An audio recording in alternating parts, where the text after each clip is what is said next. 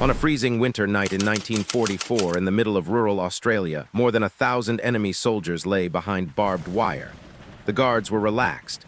These were the easy prisoners, polite, quiet, docile. Then, at 2 a.m., a single bugle note tore the sky open, and the safest camp on Allied soil became a battlefield.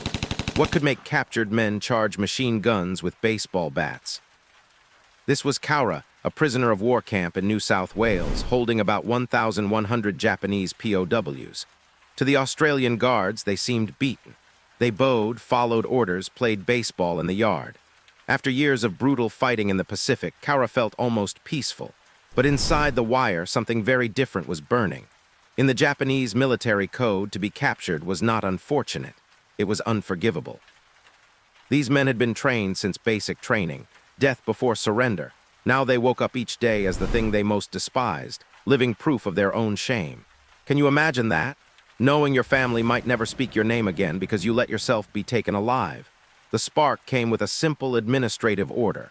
Australian authorities decided to move several hundred Japanese prisoners to another camp. To the guards, just logistics.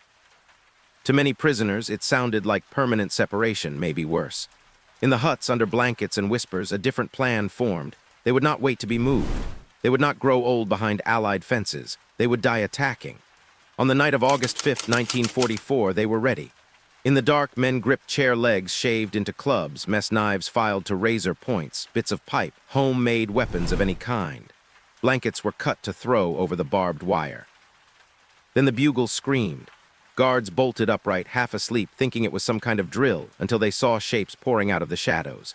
Hundreds of prisoners, yelling war cries, swarming the fences, hurling themselves onto the wire, piling blankets over it, trying to climb through. Others ran straight at the machine gun towers with nothing but bats and knives. Put yourself in that watchtower. Do you hesitate or do you fire? The Australians did fire. Tracers ripped across the compound, but still the prisoners kept coming. Some set their own huts ablaze. Some broke out into the fields, only to slit their own throats or beg to be shot rather than be taken again. By dawn, more than 230 Japanese were dead, along with 4 Australian soldiers. It was the only mass suicide charge and prison break on Allied soil in the entire war. The guards had seen quiet men and assumed they were content. What they misread was silence shaped by shame. So was Cowra an escape attempt, or a mass, deliberate march into death? That unanswered bugle note from 2 a.m. still echoes with a darker question. How far will people go to erase a single moment of surrender?